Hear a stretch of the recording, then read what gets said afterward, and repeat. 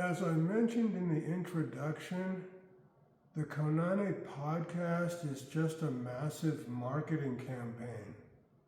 The rules are briefly described at one point, but other than that, it's just unrelenting malarky about the Kōnane mindset.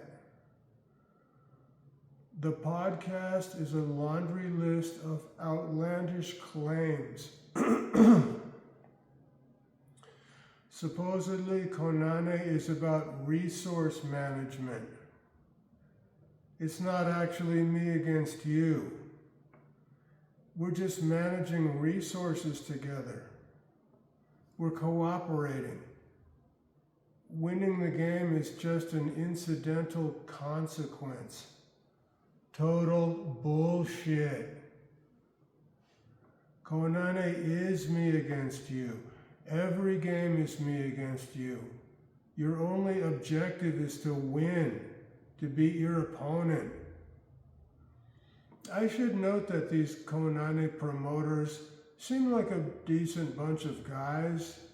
I don't think they have nefarious ulterior motives. They're excited about Kōnane. They're celebrating Kōnane. They're reconnecting with lost pre-colonial culture. But they got carried away in a manure lahar. They're discrediting themselves and the game. It's irresponsible. They hold themselves out as stewards of the game, and they're sabotaging it.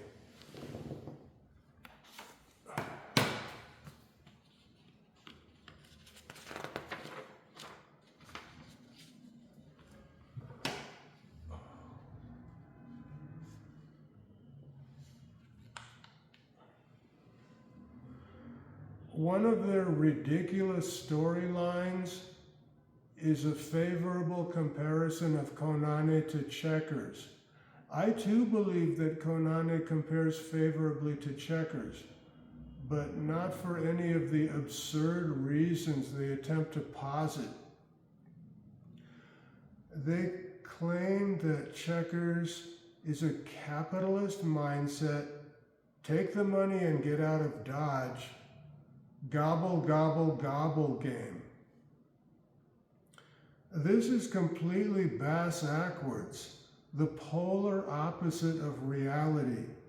Kōnane is clearly more gobble, gobble, gobble than checkers.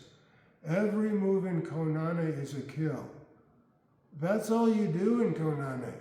You kill and kill and kill until you can't kill anymore. Whoever is first unable to kill loses. This is not resource management. This is violence management.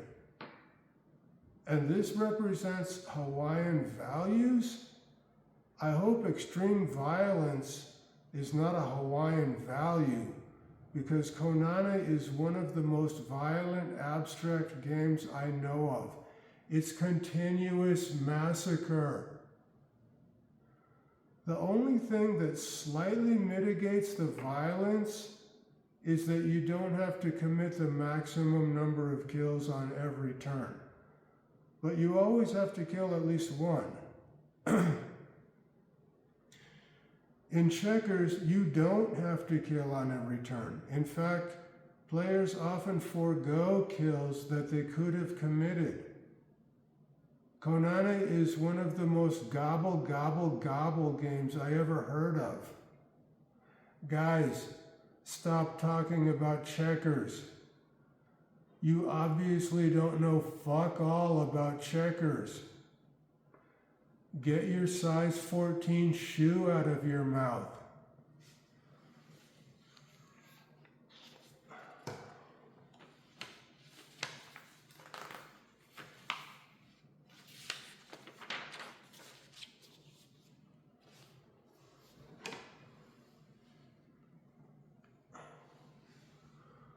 Supposedly, because you don't have to kill the maximum number of enemy in Kōnane, and because the goal is last move wins and not annihilation, somehow By some hallucinogenic stretch of the imagination, this translates to resource management.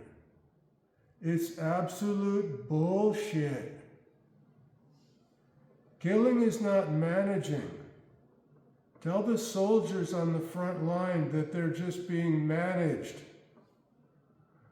I asked Grok for an explanation of how Kōnane is about resource management.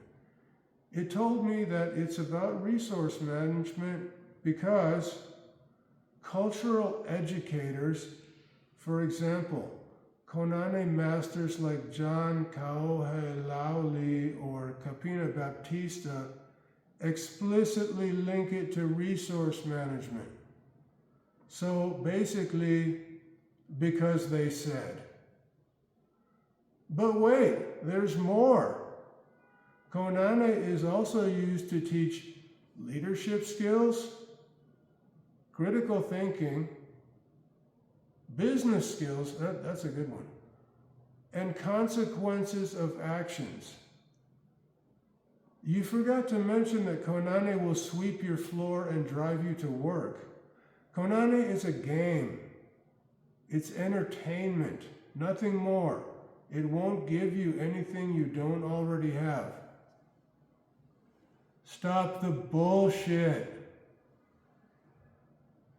You want business skills? Go to business school.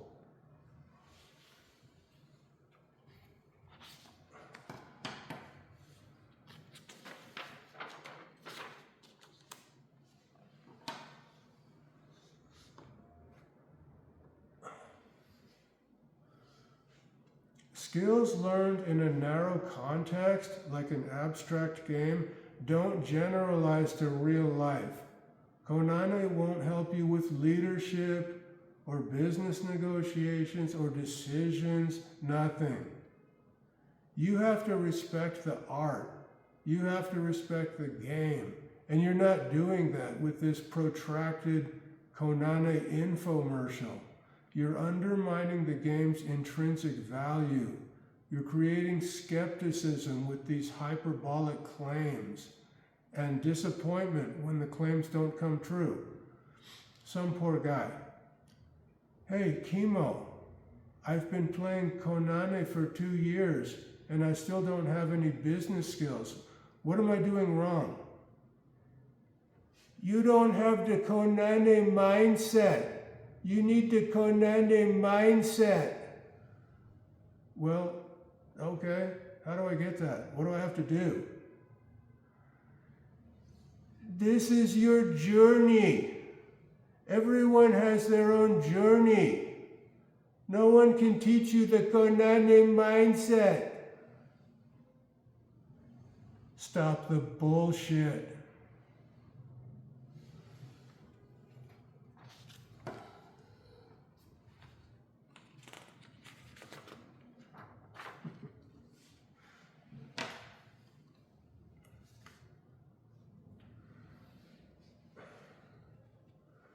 Just let Kōnane be a game, which is all it is.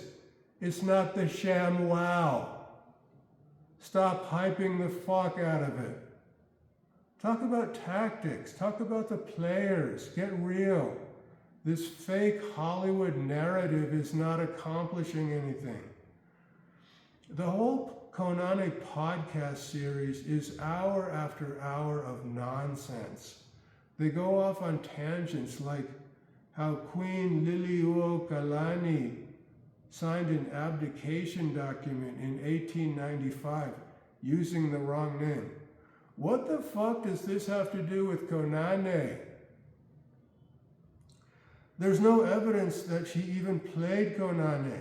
There's plenty of evidence that her brother was an expert Kōnane player and that she herself was a musician, composer, and writer, but not a word, anywhere, amid all this documentation, including her own book, about her ever playing Kōnane. I don't have time to address every ridiculous point in the Kōnane podcast, so I'm just highlighting a few items here. John has a saying, My game, my rules. What this means is that even though the rules of Kōnane are clear and well established, some shithead was teaching it the wrong way. So John's solution is my game, my rules. In other words, if it's my papa move, we're playing it my way. Wrong.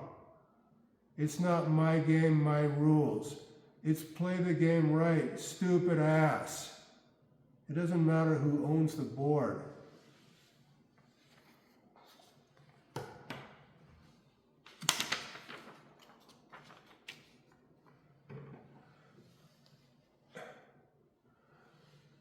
I actually feel bad for John. He's asking people, how has the Kōnane mindset impacted your life? And they're responding, well, I got to play Kōnane with my friends and everyone had fun. Not really answering the question because they don't know what the fuck John is talking about. They're just squirming and trying to half-ass an answer that will appease him. All this mindset business is utter nonsense, but you can see that John really believes it. Kiki got a little lost in the manure lahar too. He's not quite as fucked up as John, but this notion that you have to understand a culture's board game to understand the culture, no, this is ridiculous. A game is not a window into understanding a culture. Games are just not that important. They're important to me, and they're important to the Kōnane promoters, but most people are not deeply invested in games. Games are just hobbies. They're not core identity markers. They're not profound cultural gateways. Kiki is good though. He almost had me going. Almost. Fleetingly. John, not so much. As soon as I saw his face, I knew something was off, like a little too eager.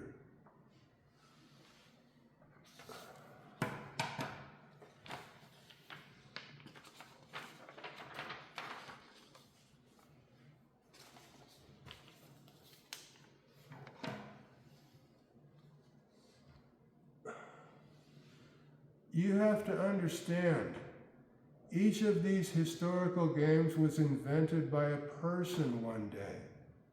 The game may have evolved over time, but the core mechanism was discovered by someone.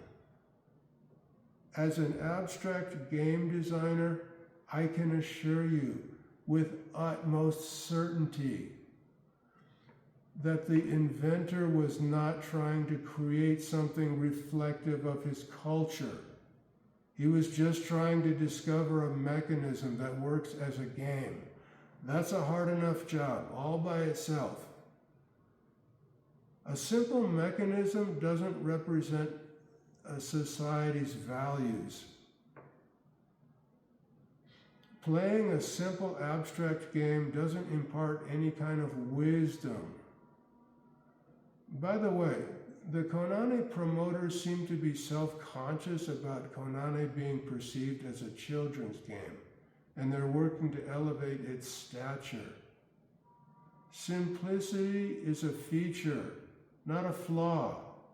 If a game is robust and so simple that children can play it, this is not something to be embarrassed about. Okay, I guess I'll close it out here. Stop the bullshit.